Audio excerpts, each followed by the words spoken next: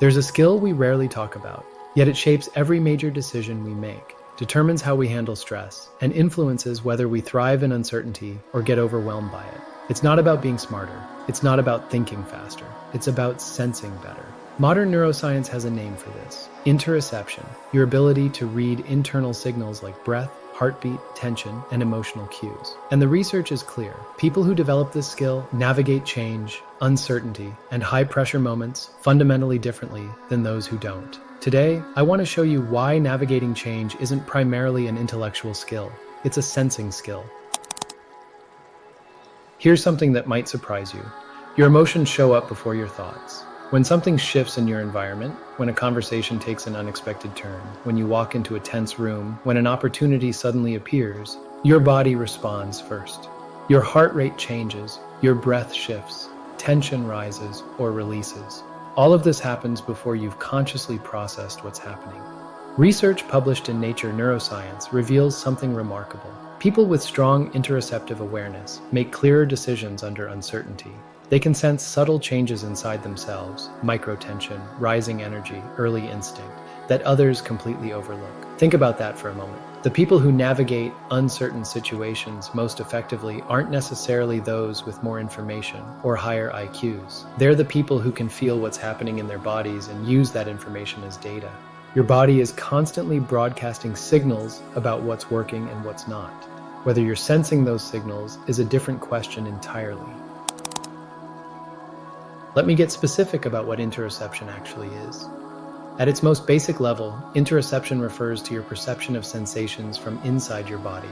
Your heartbeat, your breathing, your gut feelings, temperature changes, muscle tension, and the autonomic nervous system activity related to emotions. Most of these signals remain unconscious. What neuroscientists call interoceptive awareness is when these inner sensations become available to your conscious mind.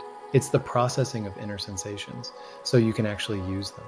Studies show that interoceptive awareness is directly linked to emotion regulation. Your ability to detect and evaluate cues related to physiological reactions, to stressful events, to opportunities, to threats, accompanies your capacity to regulate your emotional response. Here's what's fascinating. Research consistently demonstrates that people with disrupted interoceptive awareness struggle with emotion regulation. They're more prone to anxiety disorders, depression, and stress-related conditions. Not because they feel less, but because they can't accurately read what they're feeling soon enough to respond effectively.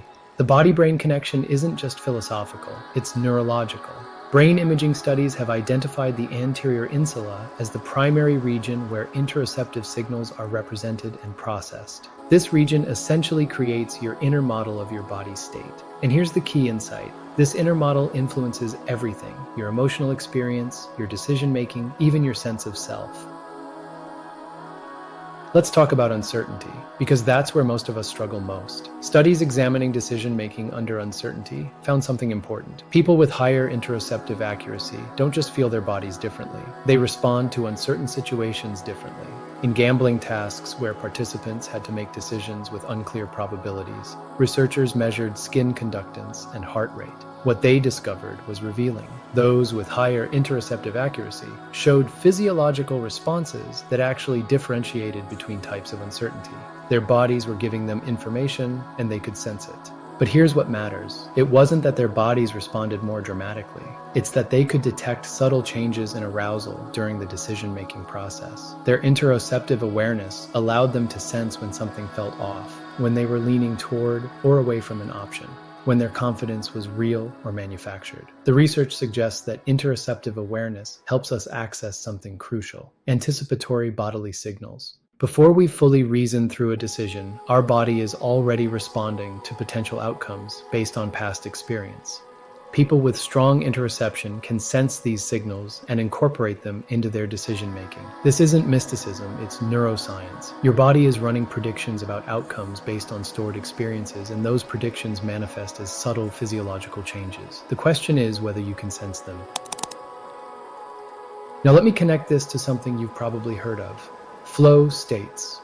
Mihaly Csikszentmihalyi's research on flow, that state of complete absorption where time disappears and performance peaks, reveals something that perfectly illuminates why interoception matters. Flow occurs when challenge slightly exceeds skill. Not too much, or you tip into anxiety. Not too little, or you slip into boredom. The sweet spot is narrow. But here's the question everyone misses. How do you find that sweet spot? You can't think your way there. You have to feel your way there. When you're approaching the flow channel, your body tells you. You feel a particular quality of engagement, a focused alertness, a sense of being stretched but capable. When you're tipping into overwhelm, your body tells you that too. Tension rises, breath shallows, focus fragments. The meta-analysis of flow research confirms that challenge-skill balance is indeed a robust predictor of flow. But what researchers often overlook is the mechanism. You need interoceptive awareness to navigate toward and maintain that balance. You can't hit flow if you can't sense when you're tipping into overwhelm. You can't stay in flow if you can't detect the subtle shift when a challenge becomes too much or too little. You can't adapt in real time without sensing your internal state. Athletes call this feeling the zone. Musicians describe it as being in the pocket. Flow isn't about perfect external conditions. It's about moment-to-moment sensing and adjustment. Here's what is frustrating. We're taught to ignore our bodies. Don't be so emotional. Just push through it. Mind over matter. Don't let feelings interfere with logic. These aren't just unhelpful phrases. They're actively harmful advice that trains us to override the very signals we need to navigate complexity. The modern work environment makes this worse. We sit still for hours, disconnected from our bodies. We override hunger signals, ignore fatigue, push through discomfort. We treat our bodies like vehicles that carry our brains around, rather than integrated systems where crucial information emerges. And then we wonder why we burn out, why we make poor decisions under stress, why we can't tell when we're at our limit until we've crashed through it. The research on interoceptive training is encouraging, though. Studies show that interventions designed to improve interoceptive awareness, things like mindfulness practices, body scan meditations, certain types of movement practices, do improve people's ability to regulate emotions and make better decisions under uncertainty. This is a skill you can develop, but first, you have to recognize it as a skill worth developing. So how do you actually develop interoceptive awareness? First, start noticing your baseline states. Right now, can you sense your heartbeat without taking your pulse? Can you feel the quality of your breath without changing it? Can you detect tension in your shoulders, your jaw, your stomach? Most people can't, and that's fine. It's where everyone starts. But the simple act of checking in creates awareness. Second, pay attention to transitions. Notice what happens in your body when you move from one activity to another. When you shift from deep work to a meeting, when you leave a difficult conversation, when you first wake up versus an hour into your day. Transitions create contrast, and contrast makes internal signals easier to detect. Third, track the physiology of your decisions. Next time you're facing a choice, which project to prioritize, whether to say yes to a request, how to respond to a situation, pause and scan your body. What sensations arise when you imagine each option? Where do you feel expansion versus constriction? Lightness versus heaviness? This isn't about making decisions purely on feelings.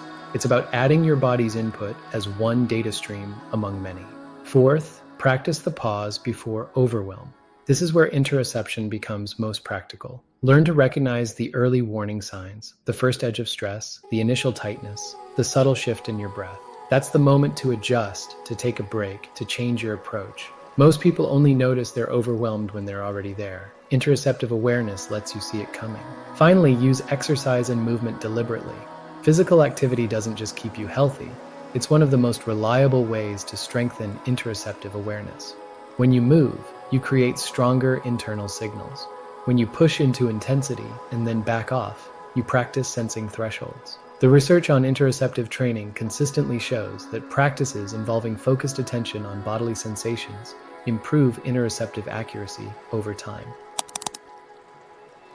We're living in a time of relentless change and uncertainty. The pace isn't slowing down. The complexity isn't decreasing. The ambiguity isn't resolving. In this environment, the people who thrive aren't those with the most rigid plans or the most logical frameworks.